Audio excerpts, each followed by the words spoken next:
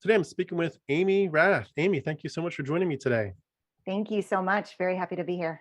And we've been working on chatting for a while, so I appreciate your patience with our scheduling issues there. But Amy is from Chicago, Illinois. Is that correct? Yes. And are you there currently right now? Yeah, I'm in the suburbs, so folks from actual Chicago would call me on that. But yeah, Chicago area. Yep. I used to live near Philadelphia, and we would always joke about how we were close to the Liberty Bell and Independence Hall, and we would rarely go there apart from when people were visiting from out of town.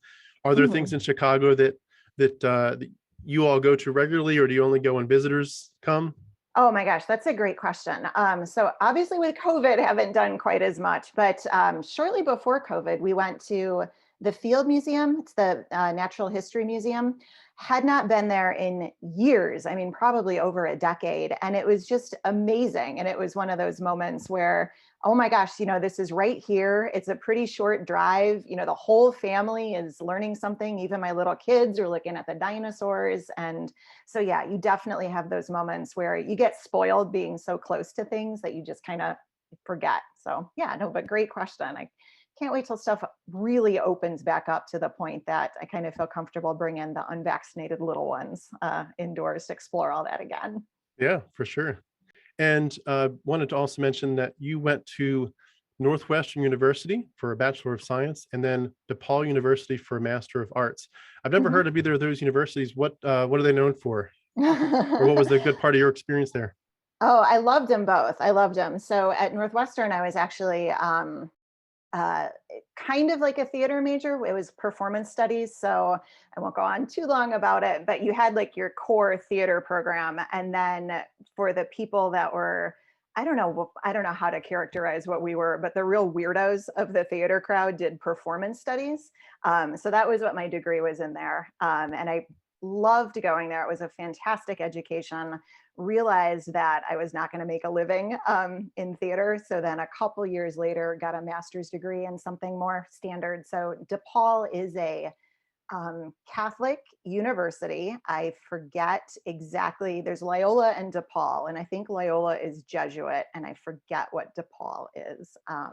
But I didn't live on campus or anything like that. I was a working adult just getting my master's degree. And that was in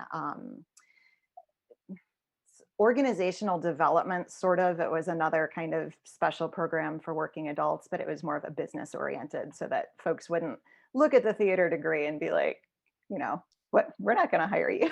So we Gotcha. sort of hedged my bets there. Yeah. Yeah, it's a good idea. It's a shame that being artistic isn't as it's not as easy to make money off of it right away, but It's it's good that really you've not got as both sides. valued. Right, exactly. And you want to explain, like, you don't know the skills that folks have behind the scenes in terms of presentation skills. We're going to make this work, whether, the room is on fire. There's just a lot of that goes into being able to support that it's a shame that it's not as recognized or valued, but Yeah, oh for well. for sure. And just a few more things for your bio. You have three kids, of which two were adopted through foster care. Could you Yes. give us a little bit of backstory on that? Yeah, absolutely. So after we had our oldest daughter, so we have three girls actually, we, for some reason, did not have any more children. It was kind of a weird, don't know why, but just didn't happen. Really felt like we literally had the room in our house, but then also just in our lives to be parents again. So looked into a traditional adoption route, looked into kind of foreign adoption. None of those really felt right for us. And that isn't me saying I have anything against that at all. It just didn't feel right for what we wanted to do. So said, well, let's try foster care, because if we feel like we have space and there's children that need that space, maybe we'll be able to find a match there. So those aren't the only two children that we fostered. We did foster others kind of on our journey that would reunify with families, or because that's always the first path. You want to make sure you can keep the family intact. Yeah. But we adopted she's 7 now. She's been with us since she was 6 months old. So basically her whole entire life. So we have her.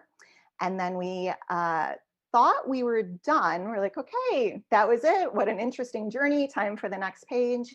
And I don't know if folks know, but foster licenses expire after a certain amount of time and you have to go and renew it. And we were within just about a month of our license expiring. And we'd already had the no, we're out of the game. Thank you so much. And kind of at the 11th hour, we got a call. There's another little girl. Sorry. And she fit right in. And so that was our bonus child. Mhm. Oh my gosh, I didn't realize I'd get emotional right off the bat. But That's yeah, awesome. so it's wonderful. It's weird to go from, I mean, obviously over the course of several years, kind of struggling as a family of 3 to being a family of 5. But everybody is really feels like this is the way the family was supposed to be. So very Mm, happy. what a story. Can I can I interrupt the bio to tell you a similar story on my side? Yes, Um, please.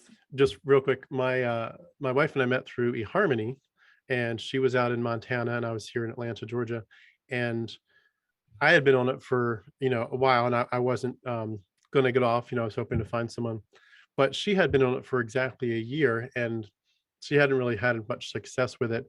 And you know how with a lot of subscription services, you if you don't purposefully go in and say I'm canceling, Hmm. they will renew your billing. And she, for some reason, she had assumed that it would not do that in this case, and so she was thinking when her 12 months were up, she just wouldn't sign up for the next year. And so she was thinking it was done. She accidentally got auto renewed for one more month, like at a higher rate, per month. Oh, So okay. after 12 months expired, one extra month, and she was like, "Oh shoot, I didn't realize it would charge me for one extra month. Oh well, it's already charged, it's gone through. I'll just let it go and cancel it after this extra month." 2 months, I'm sorry, 2 days into that extra accidental month is when we got matched. Oh my Isn't goodness. that crazy? That's wow. That's a fun story. Oh my goodness. Well, Yeah, congratulations. Isn't that crazy? it Right? is. It's Just very how crazy. life works out. Yeah, yeah, and 6 months later, we're married. Um, Oh my gosh. yeah, My sister has a story like that. I can't remember if it was eHarmony. I think it was eHarmony, but it might have, but it was that type of site. Um I'm the oldest of 4, so she tells her sister, "Oh, I met someone," and we're kind of like, "Oh, on that website you're on." This is several years ago now, and then yeah, it was like 6 weeks later, we're engaged, and then they were married in less than a year, and have been married, as I said, for over a dozen years now. But mm, it's crazy. I guess the algorithm or whatever the match is must be really strong to be able to determine yeah, actual compatibility. yeah, yeah. You hope so. It's interesting now looking back at it too from the side of deconversion. That'll be a story for another time. But it's interesting, reinterpreting things that you used to think, were God's sovereignty and Hmm. God, Hmm. and we'll save that topic for another time. But going back to you, I did want to mention as well a couple things. You have a podcast called Nun Life, where you discuss life's big ethical questions outside of a religious framework. And could you just, for anyone that doesn't know, what is a nun? The way, not a Catholic nun, but a nun from Right. the your podcast name. And could you tell us a little bit more about what you do and what you're going to be doing in the future on your podcast? Yes, no, thank you. Yep. So nun life. So the NONE, like you said. So a nun is, if you ask somebody kind of what is your religion or what is your belief system, and then imagine, there's a box in there that says none of the above. That is what a nun is. I'm a none of the above. Um, I first heard about the term. I can go into this story later, but it was one that kind of found its way to me, and I had struggled with what I was. Like, am I, an atheist? Am I spiritual but not religious? And I am agnostic, human, just kind of what box do I fit into? So that when I heard that there was a term for that, there was somebody, you could just be none of the above, I was like, perfect. That's exactly what I am. Those are my Exactly. people, us non-committal types or something like that. So yeah, so nun life is it was something that I was looking for and couldn't quite find it. So I'm like, all right, I guess I'll just make it just in case somebody else out there is sort of looking for this same idea. There's so many big topics in life, right? Like, you're never going to have a shortage of, what do we do about this pandemic that we're in, or should we be nice to sick people, or immigration policy, just these huge, huge, huge life topics. And I wanted a way to kind of talk about them and think about them from an ethical standpoint, but without immediately pulling out a Bible quote or doing WWJD or something like that, because I really don't have that as a belief system.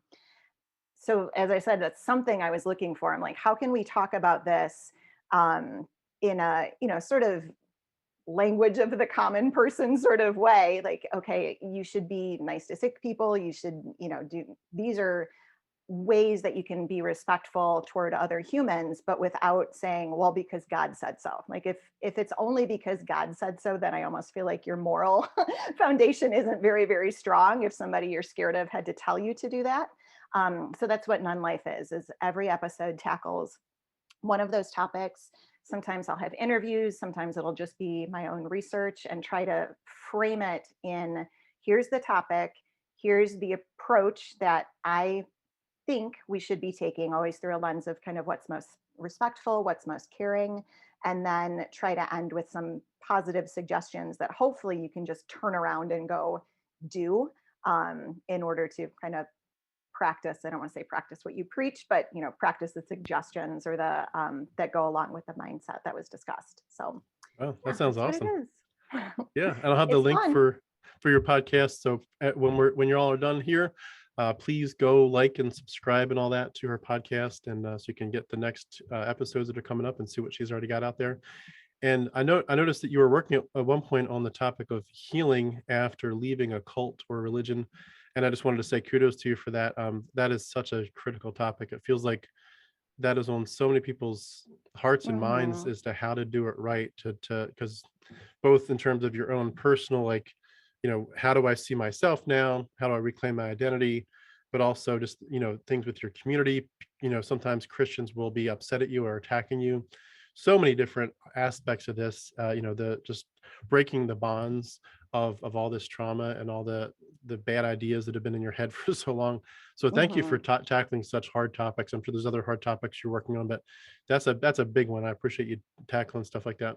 Oh no, absolutely. And I think that's originally how we connected. As I've been doing my research for that, I found your YouTube channel and appreciate all of the stories. Like I'm amazed at how many different stories and how many different people coming from different backgrounds telling a very similar, at the core, it's a very similar, this was something that I deeply believed in, and just coming through to the other side of it. I feel like I wish I'd had a resource like that years ago when I went through it, because you definitely would have felt less alone, less weird, less, am I doing something really, really, really terrible, when you kind of feel like, no, I'm actually taking some of the best, healthiest steps I've ever taken. So, oh, thank you. I know that, with a family and all that, it's not easy to continue to do the work you're doing, but I know I've watched your channel grow just in a few months that I've been watching it, and obviously it's hitting some major chords with folks. So back at Yeah. you.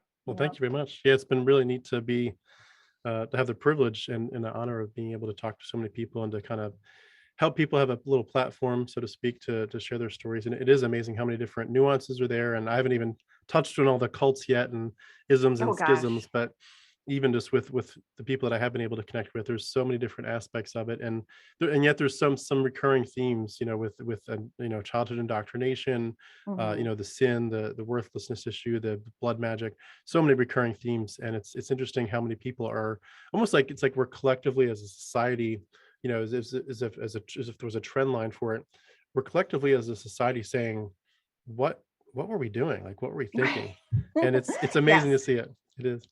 Well, I it know is. that our main goal here is to get to your story. So I did want to make sure I gave you the floor to kind of take us in. As usual, we like to just ask people to tell us from the earliest days, what were you taught about the world and life and reality, and especially about God and your relationship with with him, and just with the whole religious aspect of, like, what was it like to grow up as Amy Rath? Yep. So Catholic, grew up Catholic. So Catholic is it's almost a cultural identity, and I know that for other religions it's that way too. It's not like Catholics have a lock on that, but Irish, German, Catholic, just kind of all hand in hand, right? You can't be one of those without being the other, and be a part of the family that I grew up in. Both it's went back on my mom's side as far as anybody could remember. The family had been Catholic. On my dad's father's side Catholic, but his mom actually married in. She was, I believe, Presbyterian and married in, and she was my grandmother, right? But she was still kind of viewed as the newcomer in the family, like, oh, she wasn't born Catholic, but we love her anyway, sort of thing. So just going back a long, long way. My mom was a true believer, like very. She has passed on, but very true believer. It gave her a lot of solace. Really, I don't think she could have imagined not being Catholic or not having any member of her family not be Catholic.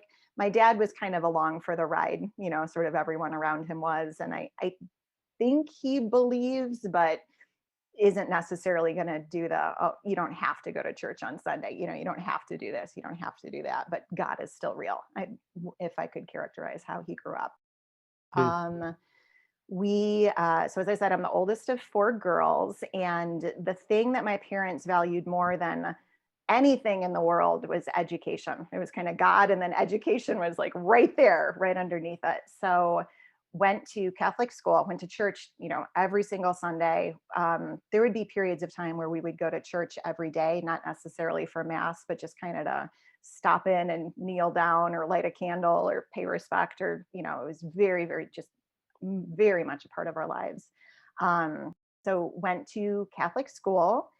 And then by the time I got to high school, they were trying a few different ones in order to find the one that had the best education. So I went to 4 different high schools, but 3 of them were within a 1.5 year period. And then they settled on the Catholic one, big surprise, as being the one that they felt was the best kind of education to get us into college. So I like to joke that I didn't dress myself until I went to college because it was uniforms every single day. One of those schools was Opus Dei. I only went there for a year because it was fairly far away from our house. It was kind of a big commitment in order to haul me and my sister there and then back, and then we switched to something else. For folks that are familiar with Opus Dei, I'm sorry. For folks that aren't familiar with it, it's in Catholicism, it's sort of I want to call it almost a sect of Catholicism. It is a very, very, very strict. It's basically prayer and work. So Opus Dei literally translates to the work of God. So you are either working or you are in some way suffering, which is kind of the equivalent of work.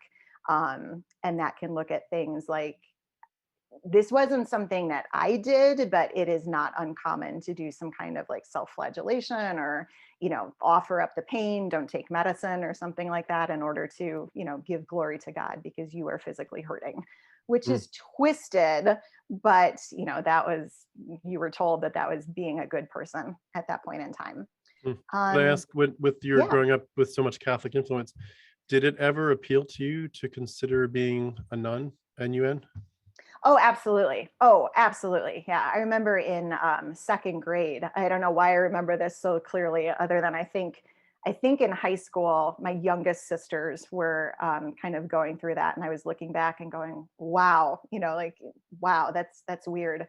But in second grade, they would do what do you want to be when you grow up? And the boys would all astronaut, whatever I want to be. The girls were mom or nun. Like that was it. Those were the only things that the girls would pick on their own. It wasn't like you were told you had to go one of those routes. It was everybody. So you either colored a picture of yourself with a family, or you colored a picture of yourself wearing the black habit. So yeah, at one point in time, I was pretty sure that was what I wanted to do.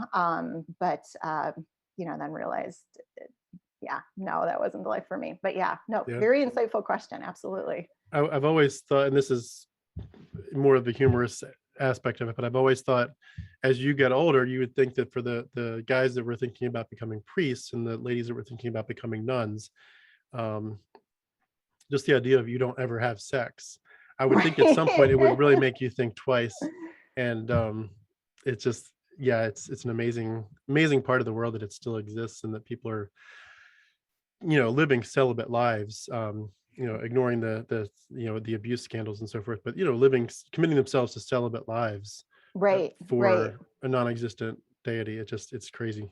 It's crazy. And how it's gotten less strict. And I never went to school, like seminary school or anything like that. So I'm speaking just a little bit from common knowledge, and I might not be 100% accurate, but I remember being told when I was little, like you said, you never did ever. Like it was kind of straight from, straight into the seminary with you, taking your vows of celibacy and all that. Whereas it's gotten a little bit more relaxed, so you can have a life and then decide, oh, maybe I do want to go into it. So you're not completely cut off from that experience. But Hmm. yeah, it's crazy. Yep. That's interesting. It sounds like the Amish sowing the wild oats. Have you heard about that? Yes. Oh, yes. Yeah. Yeah. And then you repent, like, I'm sorry. Yeah. Yeah. Mhm. Well, it's almost like they don't even, I don't think they necessarily even see it as like a total repentance issue. It's more just like, it's like expected that you're going to, Oh, no, I didn't know that. like you got to get it out of your system, so to speak. So that, you'd have these Amish guys. I grew up near Lancaster County, went to school in Lancaster, Pennsylvania, near the Amish. But so you'd hear these stories, but where the Amish boys would ride their buggies into town, where they had a garage that they rented and a car that they owned, and it would, so they'd park their buggy, get in their car, drive around, go party, and then park the car in the garage, close it up, and take the buggy back home. Do Oh that for my. years, but then when you get married, that's your cutoff point. Like Okay, that's you're where you say, done. I'm getting rid of my garage, I'm getting rid of my car, I'm getting rid of my my cell phone or whatever that I'm not supposed to have. And that's when I get serious about God and about the Amish community. Oh, that is fascinating. No, I hadn't heard it quite laid out to that extent. That is fascinating. Yeah. Wow. Yeah, get it out of their system. Well, before I wanted to go into some of the theology that you were talking. I do want to ask, just in a real broad sense, because I'm not as familiar with all of the nuances of the way Catholics would see the world. I'm curious about the issue of the prayers to Mary and the saints. I know there's like patron saints, and there's saints you'd pray to if you lost your keys, or if you're Yes. sick. Like Mhm. what would you find yourself praying to, not just God, or to God through Jesus, whatever, however you'd phrase it, but to Mary and to the saints? And did it feel like you were like confused, like, I wonder which one, oh, I picked the wrong one, I was supposed to pray to Saint so and so, and instead I picked Saint so and so, but he was the wrong one, and so that's why I couldn't find my car keys today, because I picked the wrong one? Like, how does that work? Yeah, you know what? I had kind of forgotten that whole feeling, and you just reminded. I'm like, oh my gosh, that's right. Because there's at least hundreds of saints, if not thousands. And I'm sorry, it's been a while that I'm kind of fuzzy. And there's at least hundreds of saints. And you're right. I had kind of forgotten that, yeah, that there were times where you're like, oh, I'm praying for, so and so who's sick, but I did, I was supposed to pray to Saint Thomas and I prayed to Saint Joseph, that kind of thing. There is a bit of a hierarchy of the saints where someone like Saint Thomas or Saint Joseph, who is Jesus's foster father, or St. Francis, were kind of catch-alls. And if you prayed to those three for anything, or like you said, or Mary, you were covered. Maybe it wasn't their specialty, but you were at least, you hadn't done anything wrong. A real interesting nuance about Catholicism, and you didn't say this, but if you'd said worship, I would have had to say, we didn't worship Mary. We didn't worship those saints. We only worship God. I can't tell you that what is different between worshiping and praying to. I don't think there is one, and I think you can just talk circles around it trying to come up with a definition, but in practicality, I don't think there is one. But you worshiped God and Jesus and the Holy Spirit, the other member of the Trinity, Hmm. because they were the creator and they were all powerful and blah, blah, blah, blah, blah. And everyone else was like a really good person at one point in time, and holy and heavenly, and they were up in heaven and all of their sins had been washed away and they could help you. But you had to stop short of saying that you worshiped them, because that was definitely crossing a line into like false idol territory. But you could pray to them just fine. But Could again, you trying to explain, yeah, there's no difference. How about Mary, with her being the mother of God? And if I remember correctly, I think it was Vatican II, but her becoming co-salvatrix with Mhm. Christ. Did she get worship, I assume, though? It's very fuzzy. And I could almost see kind of different areas of Catholicism explain it a little bit differently. The way I grew up, no. I wouldn't have been able to say that I worship Mary. I can almost hear my mom being like, no. But she is special kind of among everyone else. And there's a lot of kind of warm, fuzzy story. One of my favorite stories that I wear my heart on my sleeve. So sorry if the tears come back again, but this is kind of a happy memory. Was there's a story that the priest tells that it's not supposed to be factual, but but close enough where if you're trying to get into heaven, and usually you kind of visualize it as there's like a ladder or some like a grand staircase or something like that, and when you died, you're kind of going up it and you're going to the gates of heaven.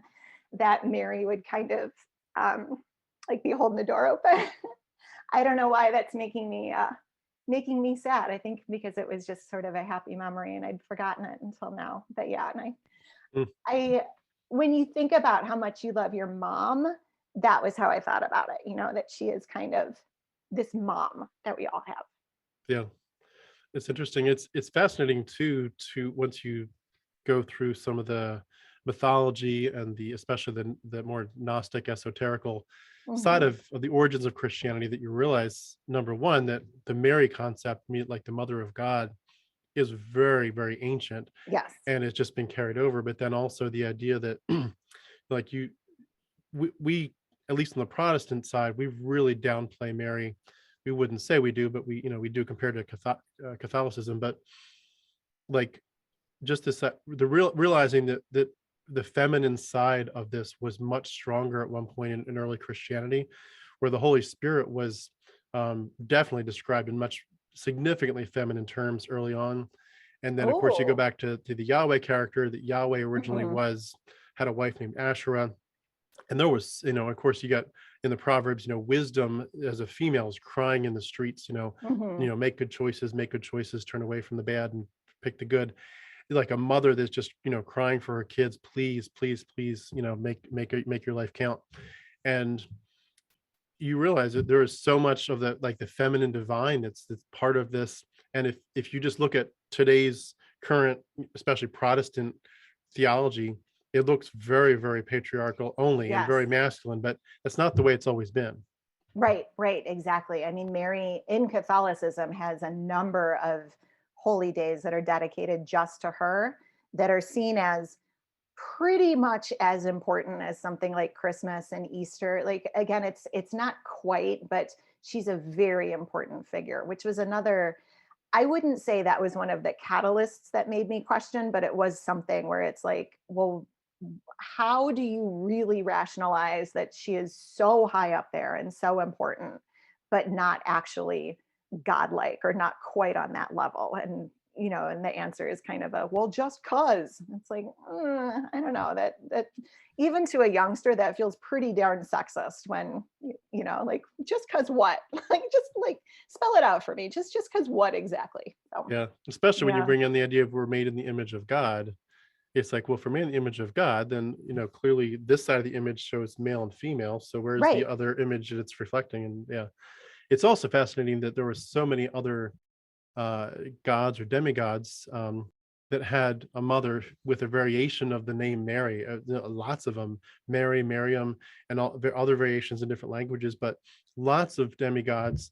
And some kind of divine personage, or even a really big prophet of a religion that had a mother with a name like Mary. But it was also fascinating to me to look at the esoteric side, where when you look at Sophia, there were two Sophias in those stories, where there was one that was like a mother, a wise old mother that was just like the bastion of wisdom. And she would just, never really do anything wrong. She was the kind of Oh. woman that you look at as she is the pinnacle of the way to live. And then there was this other Sophia character who was kind of like for lack of a better term, she was the whore, and she was Mm. the one that was kept making bad decisions and needed to kind of become, keep her face moving toward the mother Sophia. And this was kind of like, and of course, the esoteric side of it is that you need to see yourself as you are part of this worst Sophia, and you need to turn your head to become, Yes. the good Sophia. And what do you get at the foot of the cross? You get two Marys. I mean, what are the odds that there's two Sophias, and then you get two Marys at the foot of the cross? Just like it's Interesting. crazy the parallels. They wove a lot of mythology into the stories. But anyway, I want to put it back to you to take us No. into more of what you were taught and what you believed, and just what your relationship with God was like growing up. What? Yep, yep. So, I mean, I was all in. At a point, I was a lector at our church, which meant I would do help with the readings. You can't read the gospel unless you're a priest, but you can do the other readings from the Bible. So I did that when I was in high school. I think late grade school. I think eighth grade would have been the first year that I was old enough, and then did it into high school. I remember my grandfather was so proud of me that I got like a special handwritten letter from him. He gave me, he had a lot of hobbies, and one of them was wood carving, and he'd like carve this special shelf that I still have because he was just so proud that I was a lector at the church. My younger sisters were altar girls, which was, there's enough of a gap, not a huge gap. There's only about 6 years, but enough of a gap that we never would have had altar girls. Like even just saying the idea was almost sacrilegious. And then they were some. So times change. Um, but like I said, went to church often. Like it was such a part of my life, and always going to Catholic school and living in a pretty small neighborhood and stuff like that. Like I didn't really believe that there weren't Catholics, which I know sounds so silly, but you're so insulated. And I knew people, like not everybody on my block was Catholic or something like that. Like my next door neighbor was Jewish, and had some other friends that were, Hindu, that were going to the same schools we went to because it was private school. It was supposed to be a good school. So I had some introduction, but really when you heard stories in church about like bad people or something like that, part of me was like, but those are just stories. Like that, there really isn't that amount of evil in the world, because everything I know is this bubble, is this, kind of just little shell that we're living inside of. So yeah, so I was all in because I just truly believed that this was everything that there was in life, and how could you even think about kind of stepping outside of this? Like Mm. you deserved it if bad things happened to you, because just everything good was inside of here.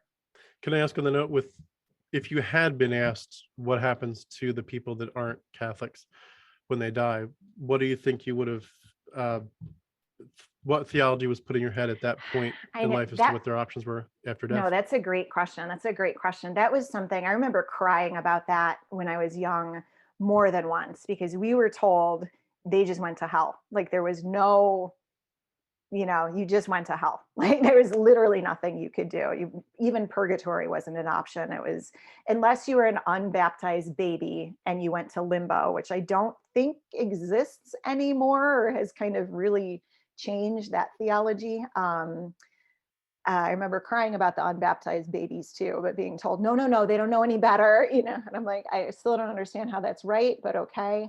But yeah, knowing that my next door neighbor, who I said who is Jewish, who I really liked, like she was a lovely woman.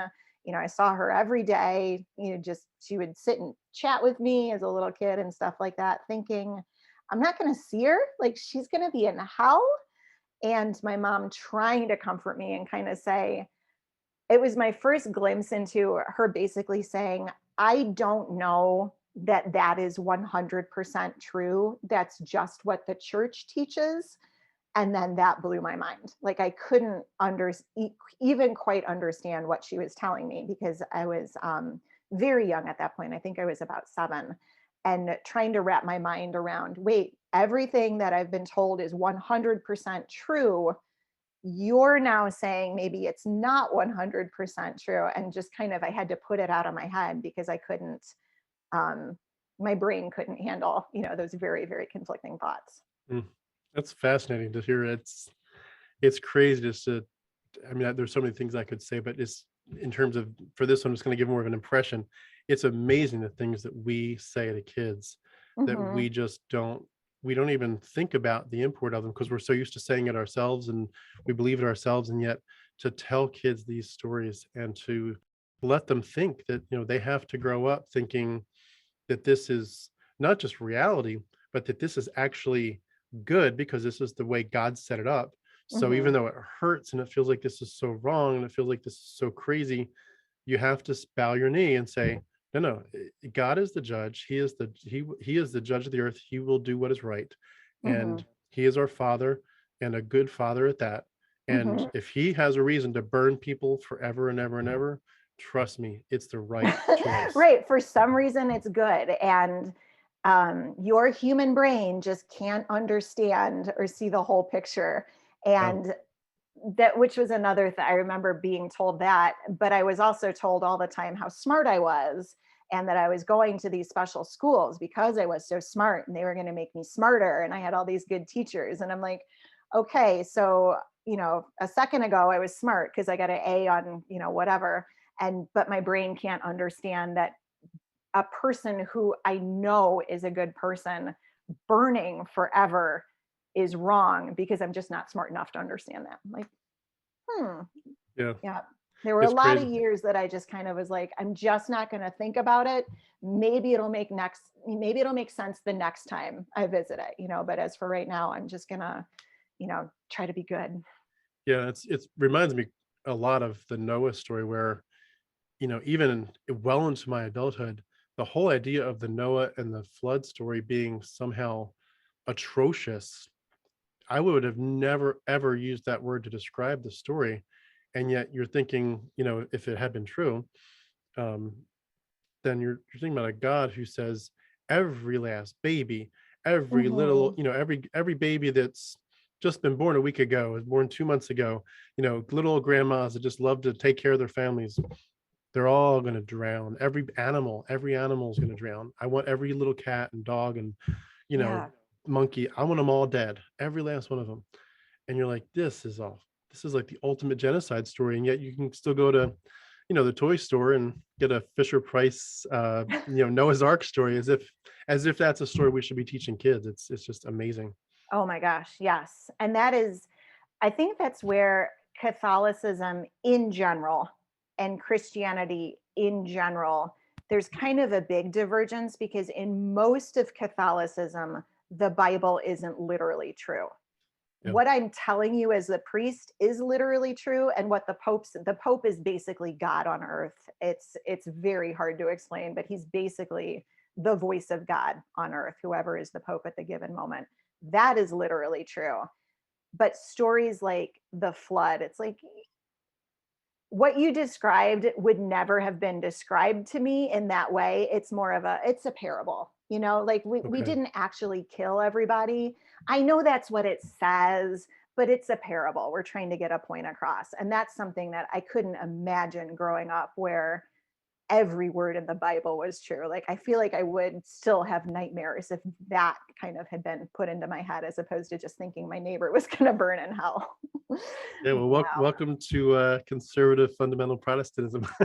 No. That's what we believed. It was all real. Everything was real. Every word, unless it was clearly spelled out, like where Jesus says, "I'm speaking in parables now." Right, But right. apart from the parts where it's pretty clear it's a parable or an allegory, otherwise, you don't really have a reason to take it as anything other than literal. And yeah, Oh my when it gosh. says go in and slaughter everybody in Canaan, but keep the young girls who are virgins for yourselves. Right, right. That's literal. He means kill everybody and take the little girls. It's crazy. You mentioned the Pope. Could I ask a couple questions on that? Yeah. Um, did you go through any times when you remember when they had to pick a new Pope? What was that Mhm. like? Was that exciting for Catholics, I assume? And then was it ever a frustration that there were never women in the mix of potentials? And then do you pray, since the Pope is kind of like God's spokesperson? I think he's called the Vicar of Christ, right? Yes, yep. Like, do you pray to the Pope or do you pray through the Pope to Jesus? Like, how does that work? Oh, that's a great question. So you wouldn't pray directly to him. It would be more through him to Jesus, or you Okay. might pray that he would kind of somehow intercede on your behalf and ask Jesus for something, but then it wouldn't be for Amy, it would be for the United States or something like that, or the Catholic Church So you treat him as like in a super saint. general. Yes, yeah, exactly, Okay. exactly. I absolutely remember. So Pope John Paul, or Carol Watoya was his name. He was the Pope for a long time. So he, I believe, was Pope when I was born. I might be wrong, but it's far back in my memory. He was Pope, very loved, like very, very much loved. He came to the United States when I was young, and we had a school. This was actually when I was in the Opus Dei school. We had a school pep rally where we all got in the auditorium and like watched the Pope Mobile on TV. And our school was actually, I think because it was kind of a weird secty kind of school, was on like CBS or something like that. So they had a video of us watching a video and like clapping and cheering. So it was a big deal. Like, oh my gosh, the Pope is in the US, the Pope is in the US, you know, like big, big, big deal. Um, and then I remember, even though I had deconstructed by this point, or, you know, wasn't really Catholic anymore, he passed away when I was in my 20s.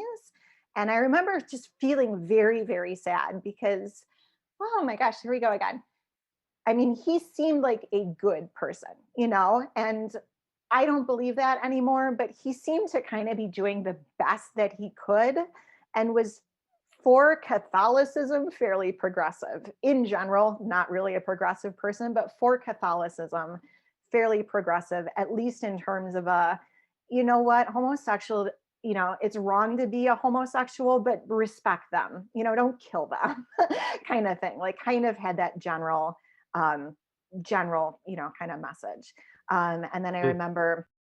I remember it being very exciting, kind of watching the College of Cardinals come together, and then, you know, the smoke goes up in the fire, and if it's black smoke, they haven't chosen a new one yet, so they'll take a vote, and I think whoever has the majority of votes gets to be the next pope. And so if but then when they do choose, it's white smoke, and I remember seeing the white smoke, you know, it's on TV, and oh my gosh, there's a new pope. Who's it going to be?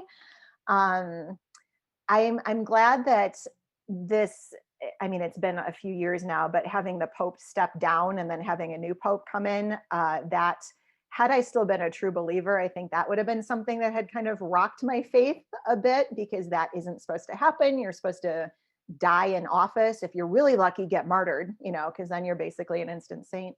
Um, but yeah, Mm. they were definitely exciting times. Yeah.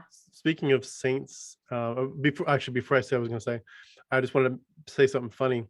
I love the memes that come through. I'm sure you've seen them many times too, but where like the Pope Mobile has the Pope standing up behind this bulletproof Hmm. glass, and the line says something like, "Nothing shows how much you trust in your God as much as 7 inches of A bulletproof bullet, glass." yeah, it's true. It's It's funny. true.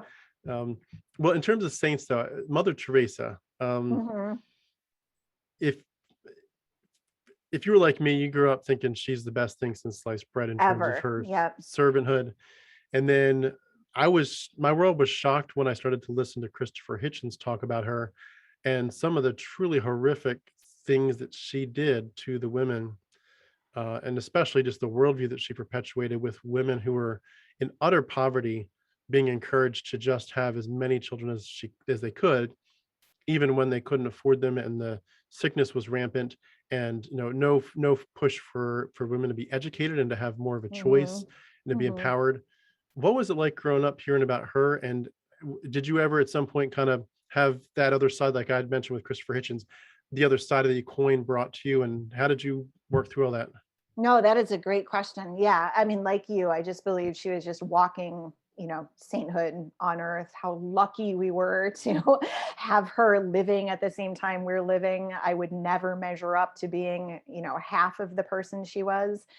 And just, you know, swallowed that story because, you know, I had no reason to think otherwise because everybody said it.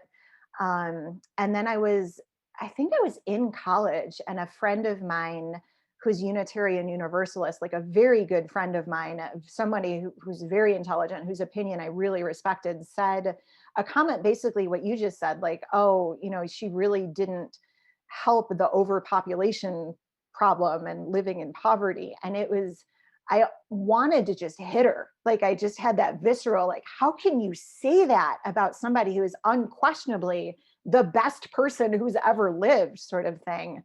Um, and continue to read more about her. I mean, that was several years ago, but every time I see an article coming up with that kind of critical view into not just the women, but the patients that she cared for, supposedly cared for, basically denying them medicine, kind of just letting them waste away, because, oh, I gave them a rosary, or I, prayed with them, and that's all they need. They're going to get to Jesus sooner, and he's going to end their suffering forever.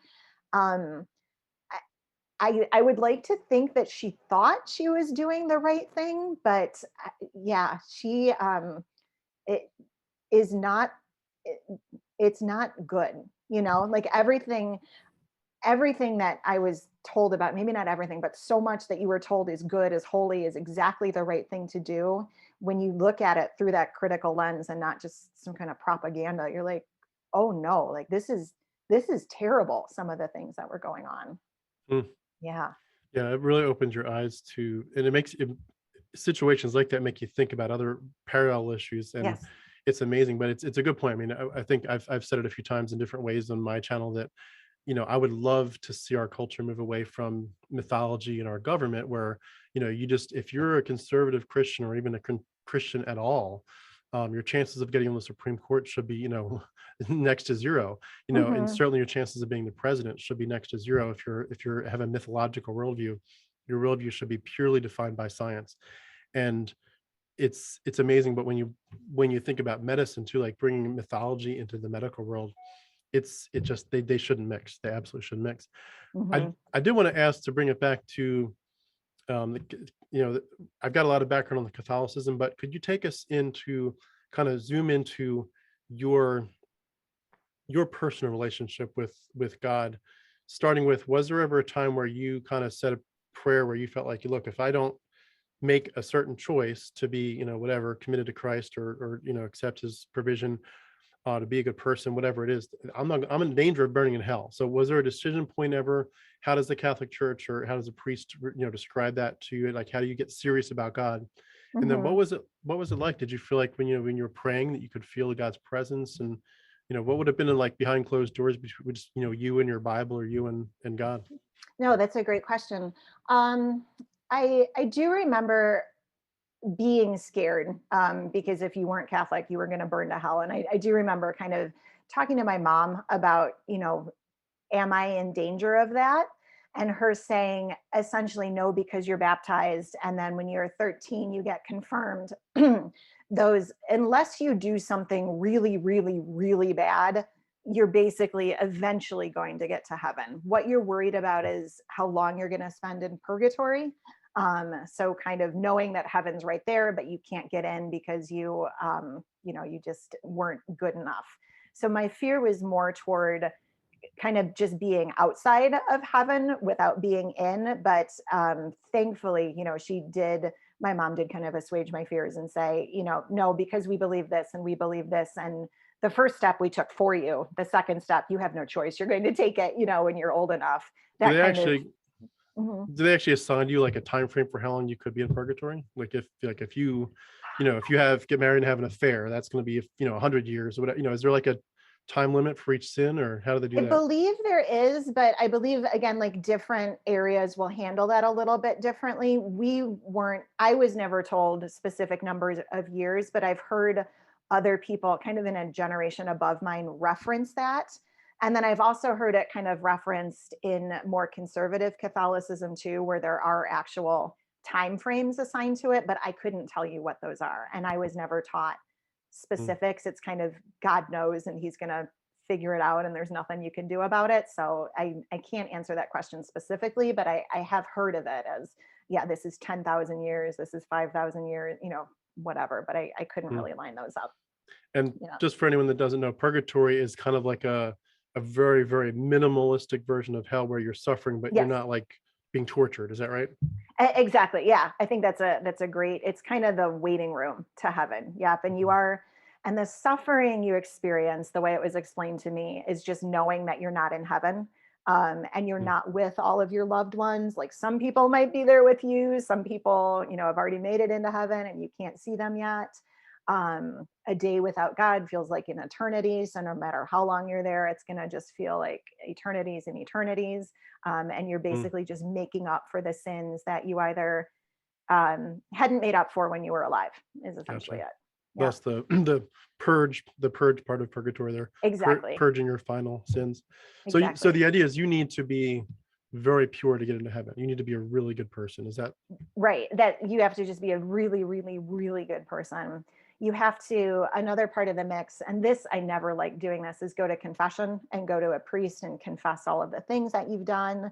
And then the idea is that the priest absolves you. So they basically any sin that you've got. And we thought about a soul as kind of a physical thing. And I used to think about it as just kind of like a white piece of paper sort of, but not literally paper, but just kind of a white thing that was attached to me, and then it would kind of shade it and get darker and darker as you sinned. And then the priest would, if you went to confession and said every bad thing that you did and then did the penance you were supposed to do, it would kind of wipe clean and be pure white again, so be pure again. So if Mm, you happen to be lucky enough to die having just made confession, that might be a way to get directly into heaven, which is part of the reason that they'll have priests come and do last rites, is it's kind of like if you happen to know that, death is coming for you really soon, they can come, you can make your final confession, and then that way you're at least shaving time off of purgatory to get into heaven. mm. So And yeah. when you would talk to God, did you feel like he was there and listening and close to you? Not ever, not ever, ever. Not maybe when I was very, very, very little, but I think that's part of the reason that it was when I got to the point that I didn't believe anymore, it was a little bit easier for me because I would talk to him all the time, like all the time. I wouldn't necessarily get down on my knees and pray, although I did that too. But, just lying in bed or being in the car, or if I was bored or something like that. But part of my imagination would often be like, I'm talking to God and I'm asking him for a bike for my birthday, or I'm asking him to, do XYZ, or, I'm asking for insight into, whatever.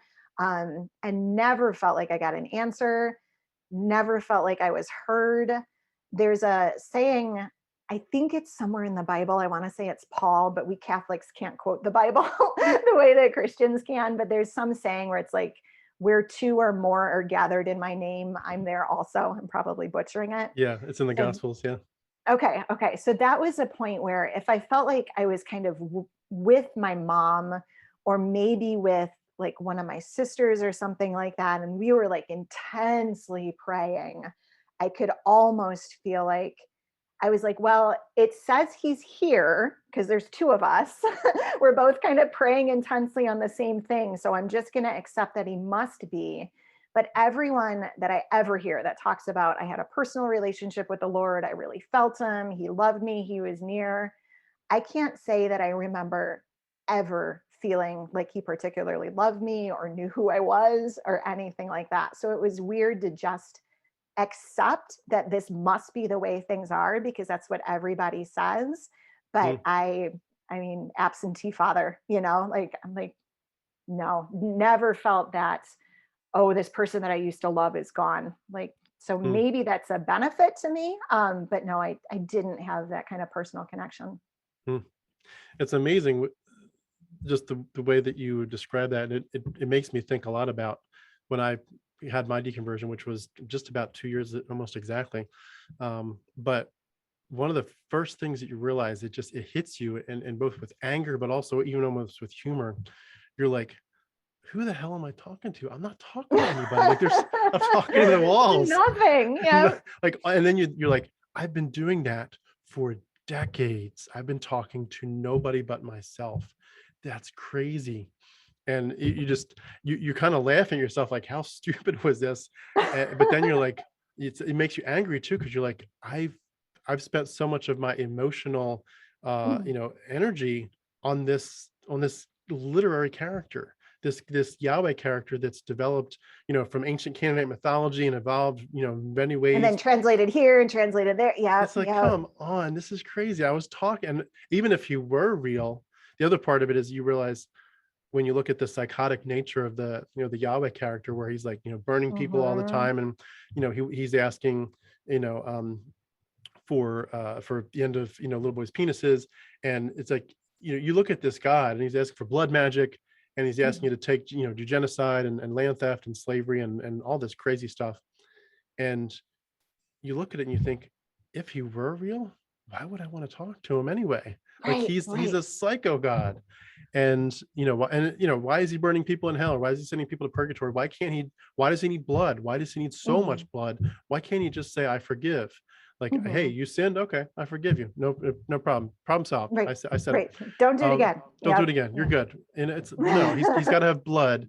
And so many weird issues, especially with misogyny and sexism, mistreatment of women. But you think, why didn't I realize this wasn't real? But if he were real, why didn't I want to talk to such a God? I know, I wouldn't want him to know I was alive. Yeah, I would want to be as far away as I could. Yep, Yeah, it's yep. crazy. It's crazy. Well, when you grow up like that, where I assume, have people around you that do send vibes of, hey, I'm close to God, I feel on fire, I Yes. feel his presence. You don't. Did you feel like you were kind of trying to hide that, or did you have people you could talk to and say, why do I feel like I'm not feeling his presence or his peace? Like, would you feel alone in your journey? I did. I felt very alone. I felt like I had to try harder, like just try harder. Like maybe this time, maybe you didn't listen enough in church, you were kind of falling asleep. My mass is always early. So, maybe you were just tired, maybe you had other stuff on your mind. Maybe you just haven't found the right saint, because there's sort of an idea that you have your own favorite saint and that's kind of your guide person. So maybe you just haven't kind of found the right one that speaks to you. Maybe Mm, you listen to the parable and understand it a little bit differently this time, and then there'll be all this insight.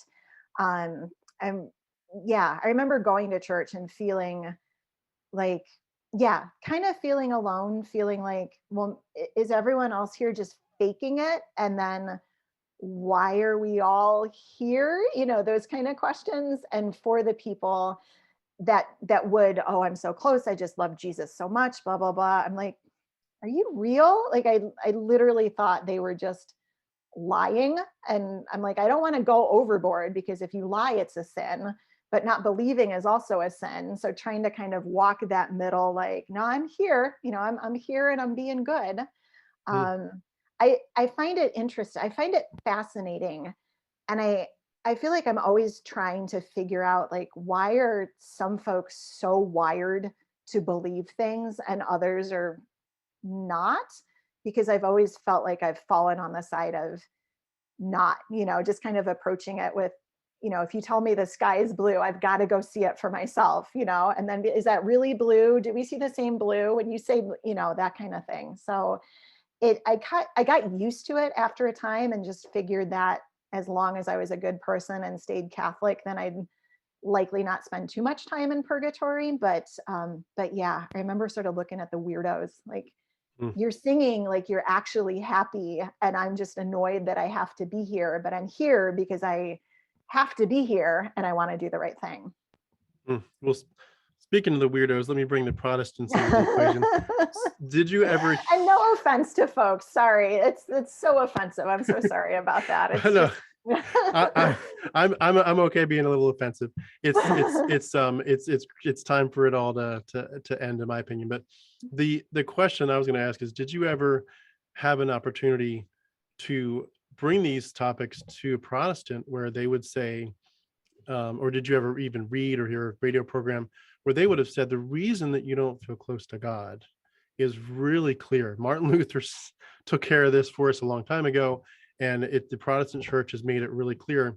The reason you're not close to God is because you are trying to earn your salvation. And the only way that this is ever going to be Mm, right is you need to literally put everything that you could say, God, I'm bringing you this, I'm bringing my good works, my good attitude, my purity, my sanctification, whatever. Instead of saying, God, I'm bringing this to you, is this enough? Can you accept me now? For us to say, God, I have nothing. I am a filthy rag. I am worthless. mhm, mhm, I'm empty. I come to you as a complete beggar. I have nothing to offer except my voice saying, God, please help me. mhm. The only thing I bring is my sin that makes me need you, God, so much.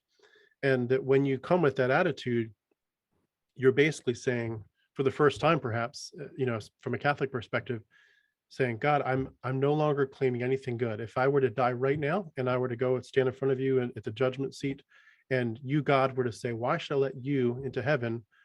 I would no longer say, God, I've been a good person. I've lived a good life. I haven't hurt anybody. I've always tried to be nice to people. Instead, you would say, I have nothing to claim at all. The only hope I have is the death and resurrection of Christ, that he is my substitute, and that alone is the path to the peace that you're striving for, is because you can't ever cling to the cross with, like, as if you have, your hands here. It's like you can't cling to the cross of Christ if your hands are full of your good works, as if those are your treasures. Your Oh, treasure has to be Christ alone, the cross alone. And that's why you can't get the peace from the cross, is because your hands are full of your own treasures, of your own good works. That's a very typical Protestant, uh, perspective on that. Did you ever have anybody tell you that's the no, issue? that is fascinating. That is the closest I ever got to that. What you just reminded me of was learning about, and it's so funny how we called it world religions, because it was in no way world religions. But learning about Calvinism at one point when I was in high school, and the God that holds you over the fiery pit of hell abhors you, or whatever that quote is. And that was kind of the closest I ever felt to, like, maybe that's the reason. Like, maybe he's not so much a good God. Maybe he just hates me. But if I do the right things, I won't get dropped into hell. That was kind of as close as I ever got to what you were just describing. And that was learning it in class. I've never had that type of conversation. That is fascinating, though. I Mm. feel like that's a real ego hit. Like, that's got to be a really hard on your ego to be told that, because I spent so much time and effort trying to be good that I would want to believe I was successful in being good, to be told, actually, don't. And it's different from resting on your laurels, but you still kind of want to fundamentally believe, at least I got points for trying to, but to be told, like, no, nope, doesn't even matter. Wow, that is intense. That is some intense indoctrination there. That's crazy. It is. I think the Protestants would add that it feels freeing, though, because it takes the burden off of you, and it certainly gives all the glory to God. Like when you get to heaven and you say, wow, I made it. I'm here. I didn't think I was going to get in, or whatever. I was Mhm. afraid I wasn't going to make it. And God's like, no, you're in the Lamb's Book of Life. You're in, and everyone's celebrating with you. Like, hey, how'd you get here? And instead of you saying, well, I had my list of things I did, you say, Mhm. I'm taking all of my vision and my focus, and I'm pointing it straight to Christ. He is the spotless lamb. If you want to glory in anybody, don't glory in me, glory in him. He gets the glory. Okay. You know, glory only to God, not to me, not to anyone else. And I think they would also say that it adds to the idea that you it gives you the freedom to realize that you're not under a works mentality, where you're not saying, I mean, even as a saved person, where God has truly redeemed you, you don't now have to earn yourself. Like, you don't have to keep it. You don't have to be like, well, yes, I got saved by grace alone, through faith alone, through Christ alone, through his death and resurrection alone, not through any good dirt deeds I did. But now that I'm saved and now that I'm in God's family, now I need to kind of work to keep it, or else I could lose it. They're like, no, no, no. God made the choice. You mentioned Calvinism. God made the choice before you were ever born. He Right, said, right, right. Amy, I'm going to pick you, and I'm going to Mhm. seal you even before you're even born. I'm going to seal you as one of my children.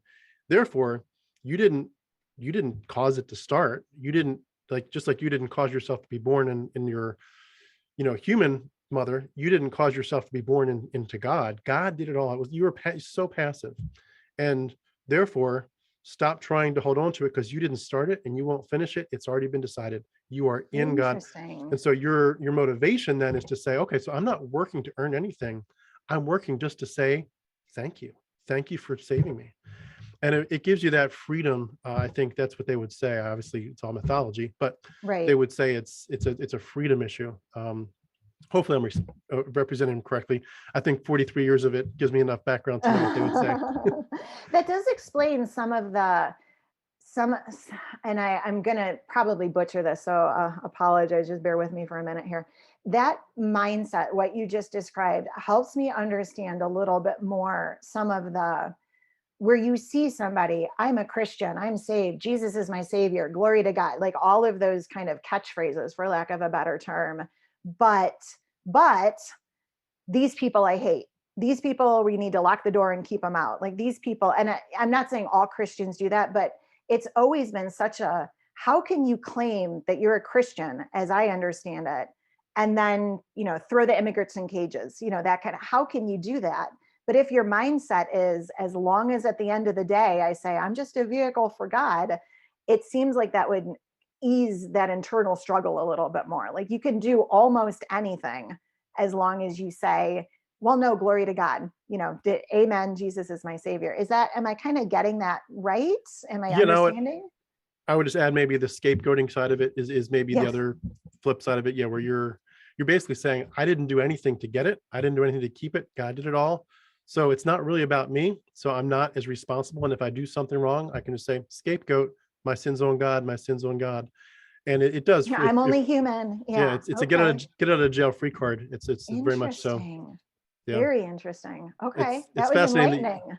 It's fascinating Yeah. that you talk about the refugees and all that. It's immigrants. It's as it's been cliched so many times. There's no hate like Christian love, and it's true. There's It so many. is. I think it's good though, because you mentioned the word nuns at the beginning. People are leaving because the facade is coming down, and people can see, oh, this is what evangelical Christianity is like under Donald Trump or whatever. Like this Mm-hmm. is what the world looks like when the church shows its true face, when the cards are down and you see what's really there. this Mm-hmm. this church isn't a bastion of love, it's a bastion of hate. Right. And just self-protection, like, so, and what's in it for me, anything I can do for money or power or, safety or whatever it is, and what's in it for me. And if you can help me, then, you're also a good, blah, blah, blah. But if you're nothing to me, or if you need my help, stay away. And at the end of the day, glory to God. I'm like, how, I'm not a believer. I would rather be the biggest atheist on the planet who just spends every moment saying there is no God, blah, blah, blah. But still at the end of the day, be like, maybe we shouldn't put people in cages, Yeah, maybe children shouldn't be in cages. I feel like I don't know how you can argue that that's not a better mindset and a better person than somebody who's like, oh, I gave $1,000 to the church last year, but Trump 2024, like what I don't understand how your brain works, but now I feel like I'm getting a little bit more of a peek into, maybe how that does work. yeah, Very fascinating. yeah. Protestant evangelicalism is quite an animal. um I was curious, did you ever get anyone from the Protestant side that witnessed to you and tried to get you to become a Protestant Christian? Not hardcore. I mean, yes, over the course of my life, like I've had some relatives, but yeah, a lot of my husband's family is also Catholic, and like I said, my family is so super Catholic that they never anybody super super close to me.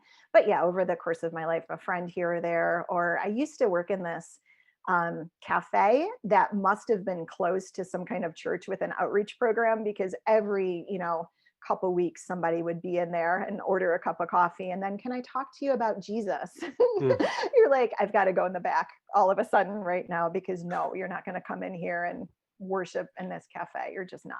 Sorry. It's like when the Mormons or JWs would knock on the door. Right, right. We're not home. Yeah. Turn off the lights, quick, hide. um with that background though, you were still, despite you not feeling close to God and not feeling like you were close in prayer time, you were still theologically enmeshed in this, where you knew you had to be afraid of hell. You knew you had Hmm.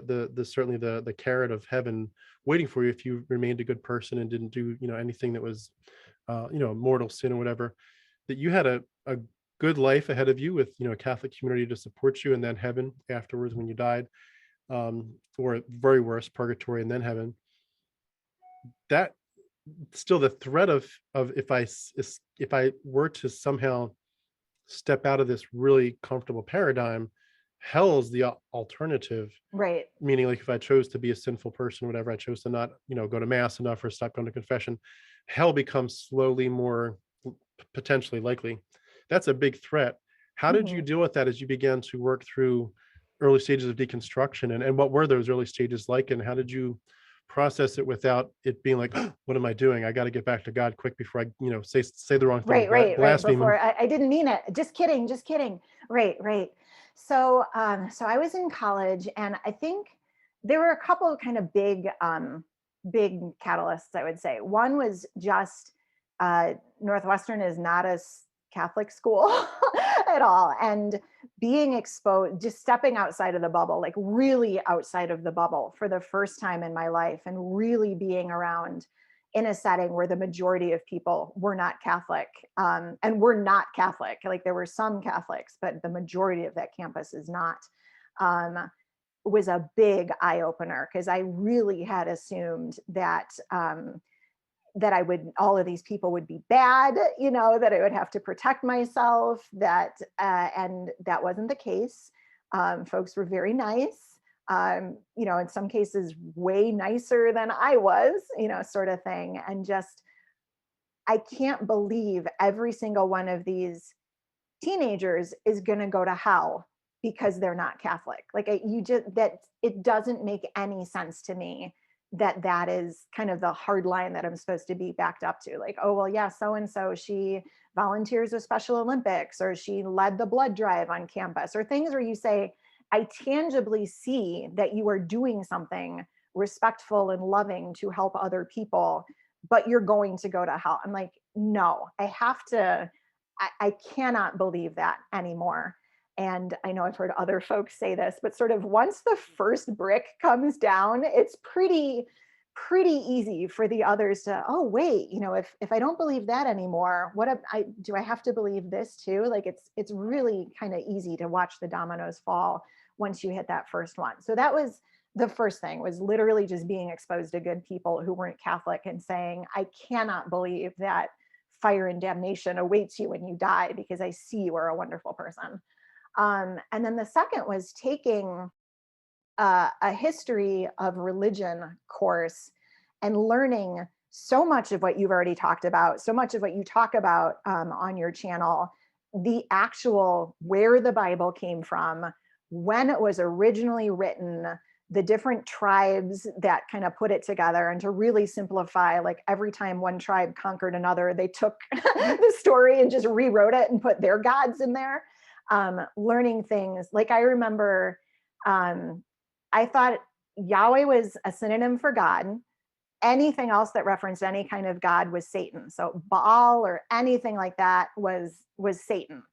No, I don't know why that you think that, Amy, because that is not true. Like Baal is another distinct God, that there's really learning that history and wondering why nobody had respected me enough to teach me that. In the 12 years I'd had leading up to that of history class and history of religion and being told the truth and going to church all the time and thinking that I knew the literal history inside and out, and finding out that I knew nothing. Like I knew a tiny little sliver of what one religion had chosen to teach and then just repeated over and over and over. I feel like I might still be Catholic if you just showed us enough respect to say, no, this is where it actually came from. And we interpret it this way, and we think, this way for these reasons, but not the really, really, really sugared down story that you're given. So those were kind of the two catalysts that occurred really closely together. And then the third Mm. one was, and I think I already mentioned this, was realizing that I'd always wanted to be a performer, like always, and just kind of felt like God would find a way for me to be able to do that. And sort of watching that dream kind of go, you know what, if I want to earn a steady paycheck, I'm not even going to try, I'm just not even going to try, and feeling kind of just very personally sad about that. And that was kind of the one of the couple things in my life that I look at and feel like I believed and didn't get what I wanted, no matter how hard I believed, and kind of having to realize, like, well, that was just a story, that wasn't ever going to happen anyway. That was just kind of a story that you were told, get over it. So those were sort of the three things that happened together that made me step back and say, I remember, sorry, I've been talking for a long time, but I remember distinctly having the thought for the first time, like, what if it's just not true? Like, what if, and it was a huge thought. And it was like, had to stop and catch my breath and be like, you can't be thinking that. Like, you can't, you must just have to pray harder, or maybe you've misunderstood things, or maybe the way you believe has to evolve, or now you better go to confession and say you're sorry, like all of those things. But having, what if just none of it's true? What if the whole thing, this big institution and all the money and all the schools, what if it's just built on a story and nothing else, and you don't have to believe it? Was the most liberating thought that I had had kind of up until that point, like that you really could just walk away and you weren't going to go to hell. It took years to process that, but kind of the very first time I had that, there wasn't ever a, I'm getting back in, it kind of started a whole different path. Mm. I, it almost it's emotionally charging to hear you say those words. It's so powerful. Very reminiscent of my story too. And the thoughts that come through your mind, and all the ways that you're kind of taught, and just your worldview pulls you back in and says, wait a second, you're going too far with this, you're taking it too far. Maybe liberal Christianity is where it's at, or whatever Right. version of excuses you can come up with. Try this church over here. Maybe you just didn't like that priest. Maybe you don't have to like every priest. Try this one. Yeah. Right. And then if you do voice it in like, I didn't voice my dissent until after I was out, but I think if you'd voiced it in the process, you'd probably get some of those messages even from Christians. Like I'd one dear friend, she's still a believer, but she mentioned to me after I deconverted, she's like, I really feel sad that you were never really in a church that taught you how to hear God's voice. You were in a church that taught you about God and his love and the gospel, but you were never in a church that taught you just to quiet yourself down and hear the voice of God. And she's like, and that's why you're an atheist now, because you were in the wrong church. And it just made me think, right. So God is not powerful enough to take 43 years, as I was in a Christian family, Christian school, all this 9-year-old VBS, all that summer camp, Christian high school, Christian college, to be a pastor, mission school. Like God couldn't take 43 years of my life to get me in the right church. Right. And that's why I'm an atheist. Like, come on, this doesn't make any sense. It's so disrespectful. Like a lot of what I either read from other sources, because I was trying to figure out, like, is there some justification for me to say this just isn't real? And like I said, that history class was just eye-opening. But I was trying to find other sources too, and coming across a lot of, well, no, like you've sinned so greatly that you're trying to justify it not being real, but really it's on you. And I didn't like that. You can call it my ego or whatever, but I'm like, no.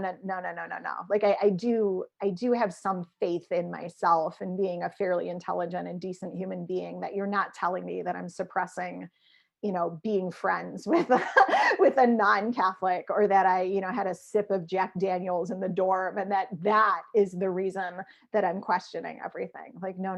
Just there needs to be some basic respect there otherwise. But yeah, there was a lot of the, not so much you didn't find the right church, although there was some of that, but a lot of it just turned it right back around to, well, what did you do? Like, what did you do that was wrong, that now you're trying to justify this whole thing?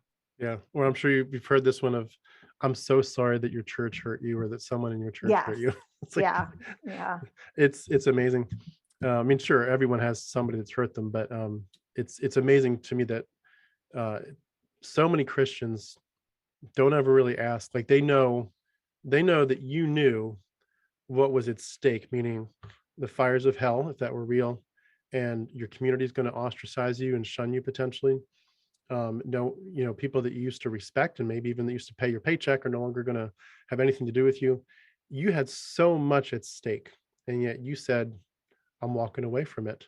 And you think you must have some really, really, really good reasons to walk away from it. I mean, it'd be like parallel, say somebody was married to, if a lady, say you're married to the richest man in the world. He's got $20 billion in his bank account. He's got, Jaguars and Lamborghinis, and he's got someone he's full-time buffing him all day long. Right. And, properties all over the world, a Learjet.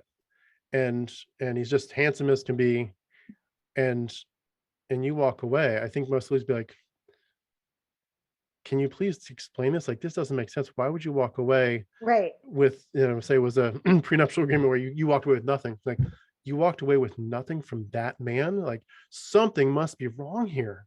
Right. Right. You had everything. You had the world at your fingertips. You could have spent, breakfast in Italy and dinner in Paris. Like, Right. what You would make couldn't you? stick it out. Yeah. Yeah, like, Right. come on. Right. But they don't ask. Like, oh, okay, you're gone. Okay, bye. Yeah. I'm not I'm talking to sorry you you've now. chosen that path. Yeah. Yeah, I'll it's pray for amazing. you. Yeah. Yeah, I'll pray Yeah. for you. What Mhm. what age were you when those questions started to arise, and when you actually left Catholicism? So I would have been like around 20, 19, 20, when I was really going through the questions. And I would say that I was kind of Catholic for probably another 6 years or so, where I still went because it was just easier. Yeah. Like I wouldn't go on my own, but if I was at home for Christmas and we all went to, I went to church, I didn't make a big deal about it. Um, If you had made a big deal, would they have been really upset? I told my parents that I didn't believe that anymore, and they were disappointed. you know I'm very fortunate that they would never have like thrown me out or don't come back. I know not everybody is fortunate enough to have that situation, but they were very good people who love me very, very much, so I was fortunate in that way. But I knew they were disappointed. Like they made sure that I was aware of how disappointed Mm, they were, and that hearts were broken. And I get it. I I get it. mm, It's fine. She wasn't trying to hurt me. And so yeah. So if I had made a big deal, it just wasn't worth the effort. I wasn't going to change anybody's mind, and as long as I still had that safety of I know that at the end of the day you love me, then it's okay. mm. Um, I got married when I was 27 and did not have a Catholic ceremony, and that was kind of the first big like there's no going back. Like I'm not turning around here.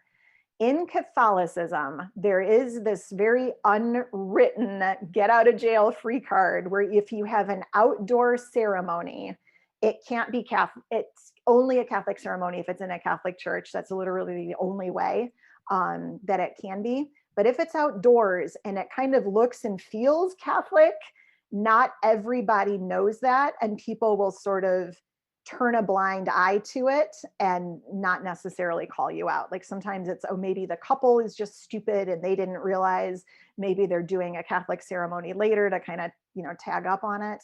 But I wasn't doing any of that.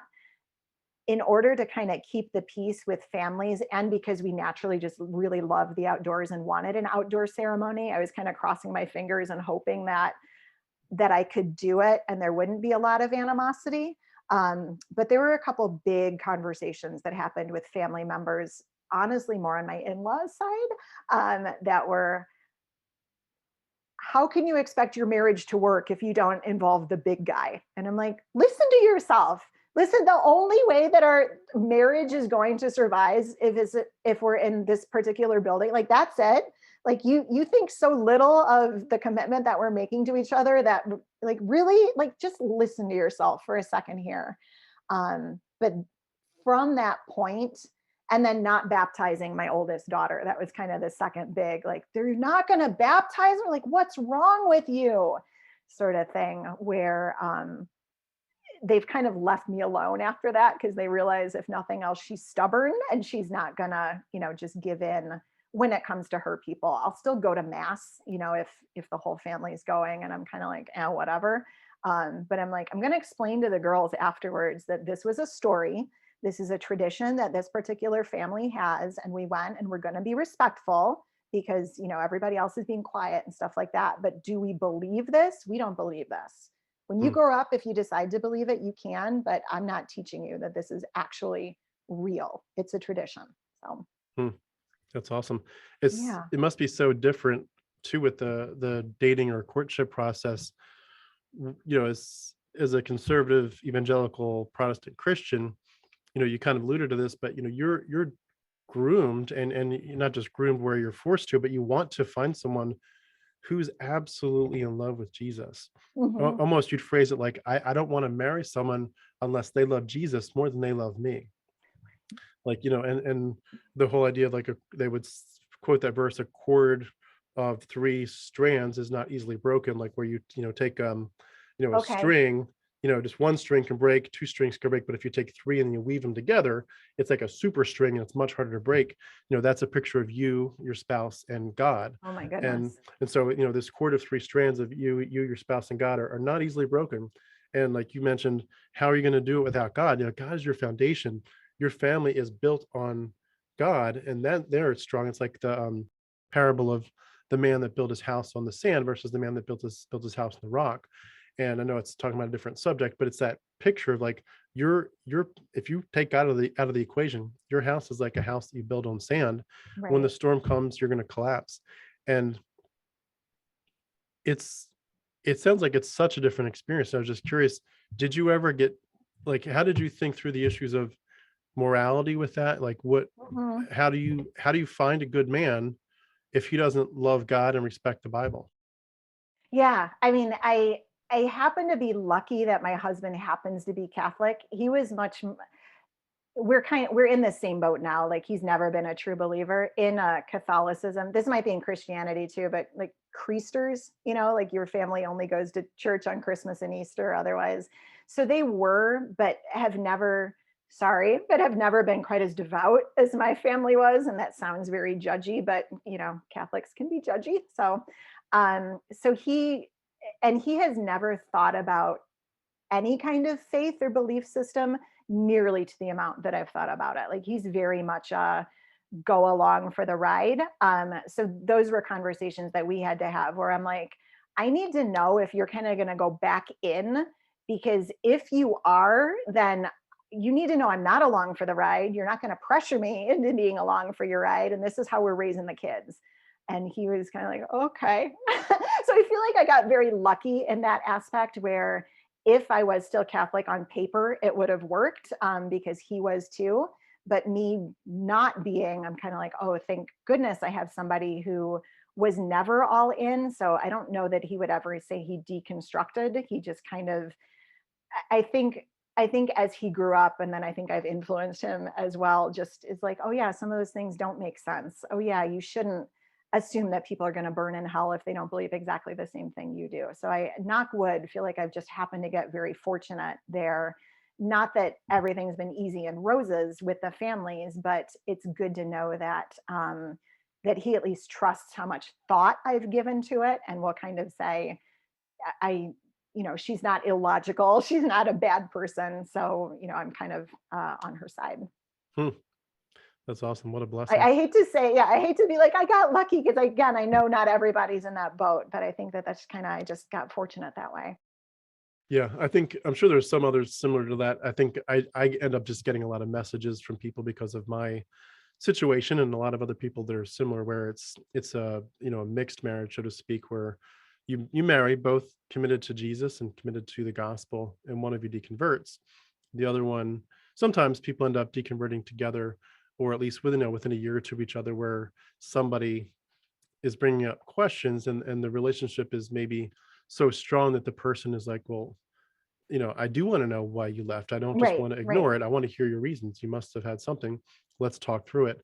But a lot of other relationships, and people email me, it feels like every week now, about their situations. A lot of people are in situations where somebody deconverts, and the other person's like, I don't want to hear why you left. I don't really care why you left. You're making really bad choices. You're hurting our family. This is crushing my soul. Yeah. And it's just so heartbreaking because, Heartbreaking. It's heartbreaking. yeah, because you, you Yeah. you feel like it's like a double trauma, where they're feeling on some level traumatized that you left the faith. You're now an unbeliever, and potentially if there's kids involved, you're going to lead children to hell. So to Hmm. them, they're very traumatized because they're still in the indoctrination phase, and or the brainwashing phase, I should say. and Yes. and you're like, look, I left this mythology and I just want to heal and thrive. Yes. And it's like you get someone that's like, no, no, come on back to the bad stuff, come back to the mythology. And you're like, you have someone right in front of your face all the time who is literally like re-traumatizing you. And it's just like, oh, what a sad situation. And my heart breaks for both for myself, obviously, but also for other people facing it, because it is not an easy path. And I can't imagine. with No, kids involved, it's hard. it's got to be tough. Yeah, Yeah. What absolutely. can I ask, with taking it to the topic of kids, with you having, been where you were before you had children, um, did you have the question come up either from other people or just in your own mind? How do you establish, like, how do you help kids be moral and good Hmm. Hmm. without a God and without a holy book? Yes, yeah, absolutely, 100%. That question, yes, 100%. I think I was just asked like recently, kind of on topic, like how do you explain that, or how do you explain death? I think was one of them. Like how, like, well, don't they know they're going to get to see grandma again, even though she's like, no, no, grandma's dead. They're not going to see her again. That kind of, it comes up often. And I think because I had to do that groundwork, that's kind of what led me into eventually starting a podcast, which is a much smaller topic than raising kids, but having to kind of get that groundwork of, I need to find a way to explain to you how the world works and how you should be a good person without having this story that I can just back up to with a really easy, like, Jesus said so, God said so, it's in the Bible. Those are easy answers. The questions are hard, but ultimately the answer being God said so is a very, very easy answer to give. And it kind of lifts a lot of the burden off of people, in my opinion, in having to teach people what it really is to be a good person.